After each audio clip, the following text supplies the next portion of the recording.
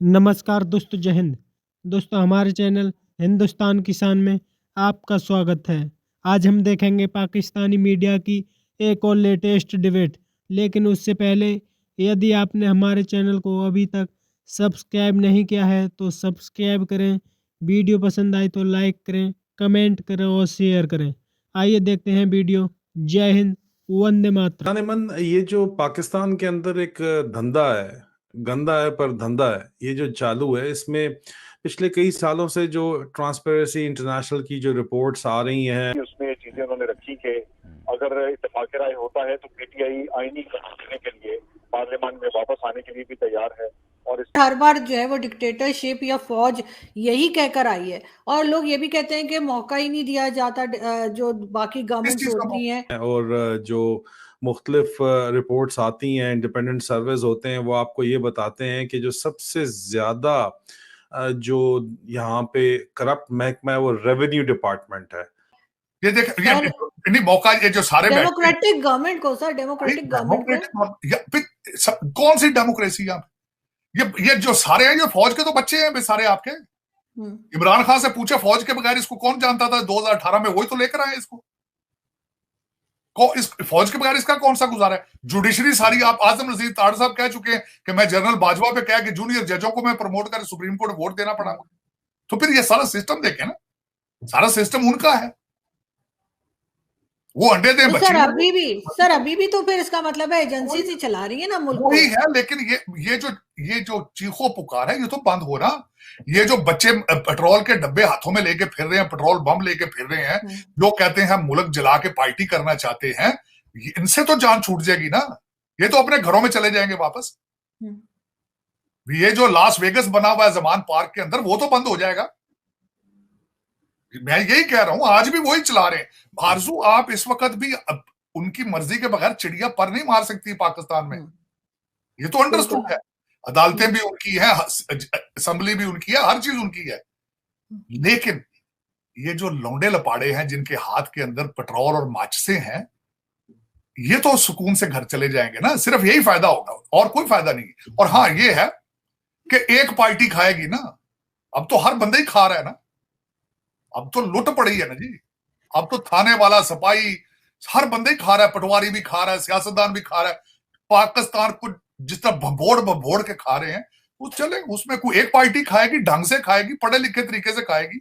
अब तो जानवरों की तरह उसको भंबोड़ के खत्म कर रहे हैं पाकिस्तान। लेकिन सर, जिस पार्टी की आप बात कर रहे हैं, उस पार्टी यानी कि एस्टेब्लिशमेंट और एजेंसीज नहीं तो ये हाल किया है पाकिस्तान का। हाँ, और तो वो फिर आ जाएंगे, फिर डीएचए बनाएंगे, फिर पैसा खाना तो नहीं तो छोड़ेंगे। आज भी तो अभी महीना पहले 45,000 एकड़ उनको दी गई। हाँ, वही तो मैं तो आपको कह रहा हूँ आरजू के, आज भी इसमें तो कोई ढकी छुपी बात नहीं। उनकी मर्जी के बगैर तो चिड़िया पर नहीं मार सकती।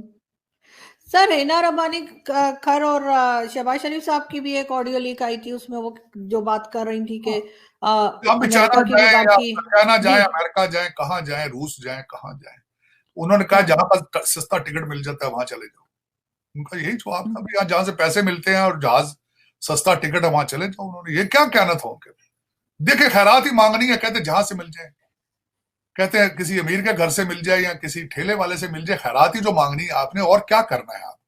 दुख के साथ मैं ये कहता हूं कि किसी जो आपके डिसीजन मेकर है, सबके बच्चे तो लंदन बैठे हैं, वो आपके बच्चों को क्यों सोचेंगे? वो क्या तकलीफ है?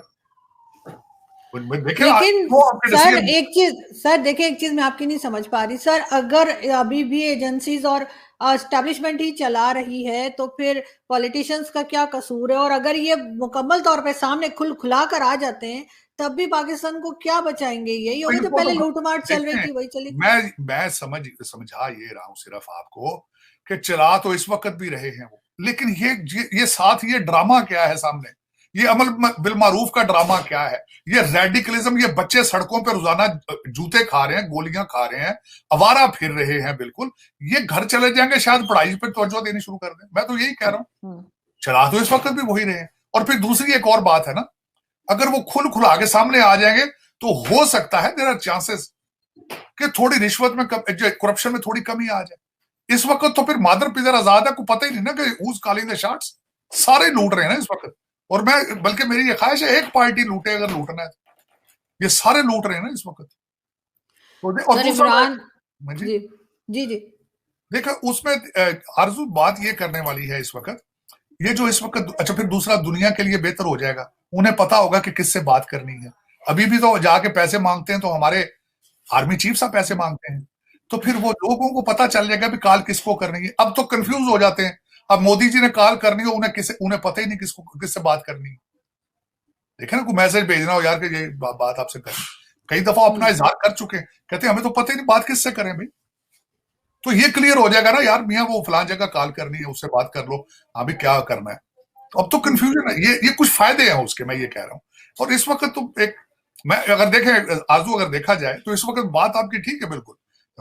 अब रेवेन्यू डिपार्टमेंट का बड़ा ही क्लोज जो है वो एक ताल्लुक है पाक फौज के साथ भी, क्योंकि जब डीएचएस डेवलप होते हैं तो डीएचएस का सिलसिला जो है वो रावलपिंडी से बहरिया टाउन जब शुरू हुआ 2005 और 6 में मलक रियाज साहब ने ये डील की प्रेसिडेंट मुशर्रफ के साथ, ये लेके इनका जो फौज के अंदर गप की जाती है वो ये की जाती है कि ये ठेकेदार थे, एमईएस के ठेकेदार थे, इनके भाई साहब भी एक फौज के अंदर कर्नल साहब हैं। ये जनरल परवेज मुशर्रफ के घर जाया करते थे, बेगम साहबा मुशर्रफ के साथ इन्होंने ताल्लुकात डेवलप किए बगैर कोई भी बिल्स अप्रूव कराए बगैर। छोटी छोटी चीज रिक्वायरमेंट्स होती हैं फौज की कि ये कुछ चीज वॉशरूम ठीक करवा दें या कोई नया कंस्ट्रक्ट करवा दें, जो इनको काम कहा गया वो उन्होंने काम किया। और उसके बाद जनरल मुशर्रफ के साथ मिलके इन्होंने डीएचए फेज 2 जो मौजूदा रावलपिंडी के अंदर है, जिसको डीएचए इस्लामाबाद कहा जाता है, जराए का ये दावा है रावलपिंडी के अंदर ये कहा जाता है कि मुबैना तौर के ऊपर जनरल मुशर्रफ किसके साथ मिलके इन्होंने वहां पे लैंड एक्विजिशन शुरू की और बेगम साहबा मुशर्रफ के नाम पर बेतहाशा जमीन वहां पे खरीदी, जो बाद में जाके जो है वो डीएचए 2 बन गया। और वो जमीन महंगी होगी और वो 4 कनाल के अवज 1 कनाल का प्लॉट जो है वो सर्टिफिकेट देता है डीएचए, वो लेके इन्होंने अपना कारोबार वहां से शुरू किया। और उसके बाद उस जमाने के अंदर डीएचए ने इनको पैसा दिया, जो पूरा का पूरा इसी जमीन का फ्रंट जो जीटी रोड जेलम रोड कहलाता है वो जब बेचा गया, तो ये मेरी जाती इल्म के अंदर ये बात है कि अल गुरैर गीगा को जो फ्रंट बेचा गया वो सारा पैसा उठा के मलक रियाज साहब को दिया गया कि वो डीएचए 3 की जमीन खरीदें। लेकिन उस वक्त मलक रियाज साहब ने वो पैसा जो अपने प्रोजेक्ट फंसे हुए थे सफारी 1 के बाद डीएचए रावल बैरियर टाउन का ब्रांड इस्टेब्लिश करने के लिए उन्होंने वहां पे लगा दिए उस वक्त। और एडमिनिस्ट्रेटर डीएचए को उन्होंने हमेशा से ही बहरहाल खुश रखा है, क्योंकि वो इस बात का इजहार खुलेआम कर चुके हैं कि यहाँ पे जो है वो फाइलों को टायर लगाने पड़ते हैं और वो इसमें कोई शर्म भी महसूस नहीं करते।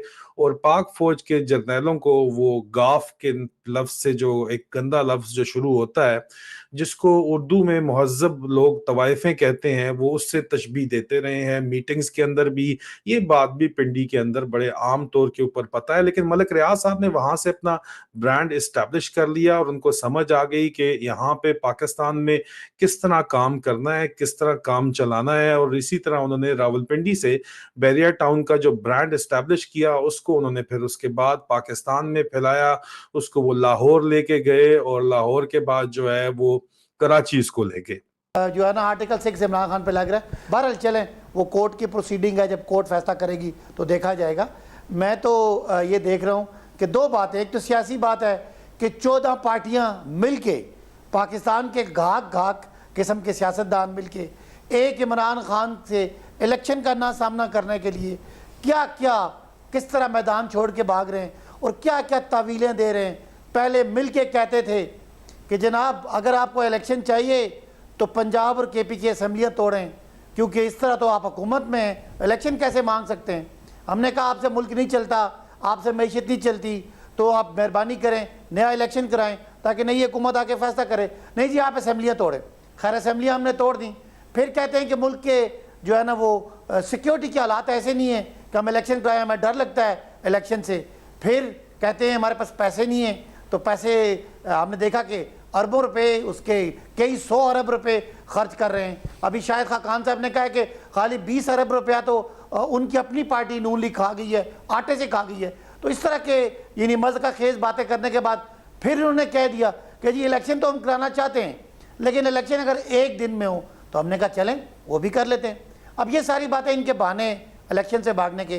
तो दोस्तों, पाकिस्तानी फौज ने जिस तरह से पाकिस्तान को लूटा है, उससे आज पाकिस्तान की हालत बिगड़ चुकी है। उसे लेकर के पाकिस्तानी मीडिया काफ़ी ज़्यादा परेशान है। पाकिस्तानियों का कहना है कि अब पाकिस्तानी फौज दोबारा से हुकूमत कब्जाने की तैयारी कर रही है, क्योंकि पाकिस्तान में बार बार चर्चा हो रही है कि मार्शल कभी भी लग सकता है, क्योंकि इस वक्त इमरान खान जिस तरह से पाकिस्तान में तबाही मचा रहा है, उससे पाकिस्तानियों का कहना है कि पाकिस्तानी फ़ौज हुकूमत को कब्जाना चाहती है। वैसे भी पाकिस्तानी फ़ौज हमेशा से पाकिस्तान में हुक्मरानी करती है। पाकिस्तान के प्राइम मिनिस्टर वगैरह तो केवल कठपुतली के समान होते हैं। बाजवा से लेकर हर कोई पाकिस्तान का आर्मी चीफ पाकिस्तान के प्रधानमंत्री को दिशा निर्देश देता है, तभी पाकिस्तान का प्रधानमंत्री काम करता है। पाकिस्तानी फौज वैसे भी पाकिस्तान में हमेशा हुक्मरानी करती है।